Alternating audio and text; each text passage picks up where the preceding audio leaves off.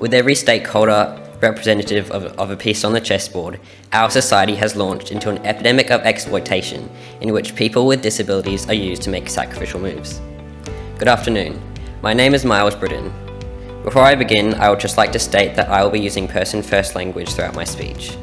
I am here today to inform you all of the outright dismissal in fighting for human rights provision in regard to students with disabilities. Young people with a disability fail to access safe, quality and inclusive education when attending mainstream schooling systems. Many state schools have a code of conduct that shows the only children eligible for support by individualized special education programs must be diagnosed with an intellectual disability, physical impairment or another spectrum disorder.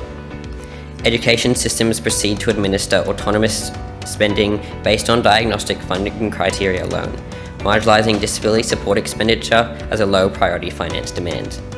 These generalized diagnoses have presented assessed ineffectiveness of subsidy packages, revealing the fragmented nature of funding provisions. Moreover, Queensland continues to remove Tier 2 service aids such as disability service providers, referrals and community engagement from the 30,000 students with a disability that don't have an individualised funding package. Currently, lack of allied health and diagnostic assessment clinics in local areas of Queensland severely hinders access to support networks, delaying approval for exclusive funding.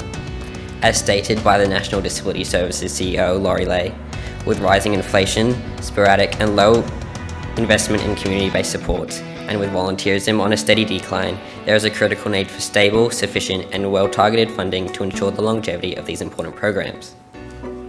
Likewise, obtaining appropriate adjustment equipment such as hearing and visual aids, electronically adapted mobility devices to walking frames, remains an accessibility barrier for educational institutions. Post-school, courses and qualifications often contain specific unnecessary requirements, developing further difficulties in enrolment with granted qualifications or accreditation. Despite supposed framework reconstruction being implemented, traditional, vocational and recreational education providers have to devise unregulated adaptations to the QCAA. Queensland's coordination system between education, health and community services is simply non-existent. The collaborative services between ancillary staff of disciplines including speech and language, occupational therapy and physiotherapy are inaccessible to educational authorities. Recent procedure changes to provide adjustment factors has revealed gaps in service levels, as programs and supports are not replicated in the transition from early childhood services to primary education and then into high school. This lack of equivalence within regions leaves families and individuals distressed, unable to move students readily across education systems. In addition to this, the criteria established by the Commonwealth and state funding for student disability support requirements does not correspond to the Disability Discrimination Act's definition of a disability.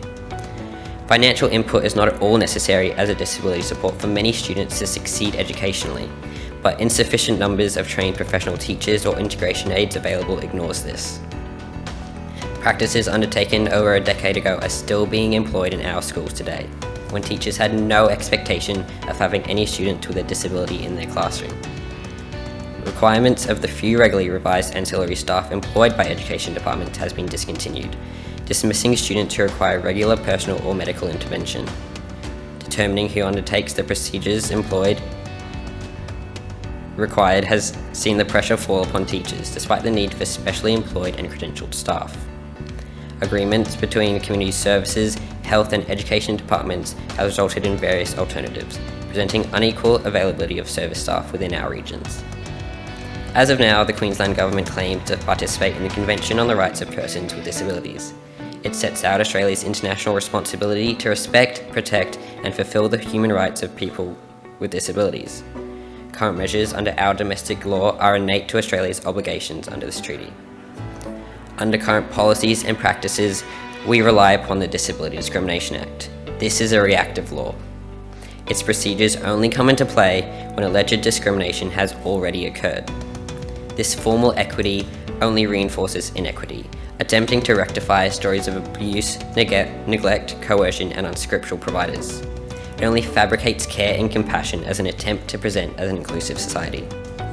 A Disability Rights Act would mandate the implementation of positive decision-making and support long-term structural change.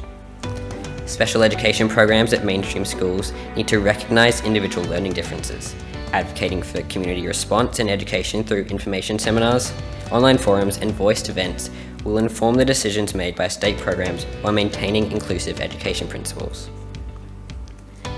Schools need encouragement to apprehend the inadequate data collection and analysis to understand and address the range of barriers faced by students with disabilities. Teachers and paraprofessional educators need mandatory specialty training to support these students. Victims stuck in a system that sees them only as numbers, stuck in a society that leaves them behind. I call on each and every one of you here today to fight against these atrocities, to achieve a checkmate of inclusivity and to fulfill a social responsibility. Thank you.